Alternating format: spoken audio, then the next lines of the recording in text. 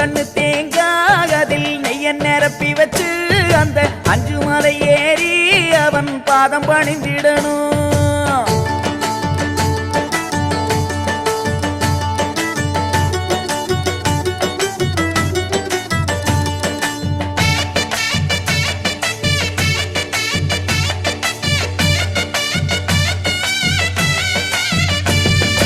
தாங்கும் இருமுடிதான் அது ஐயன் திருவடிதா விதி பாரம் குறைச்சிடுந்தா நம்ம பாவம் மறைஞ்சிடுந்தா.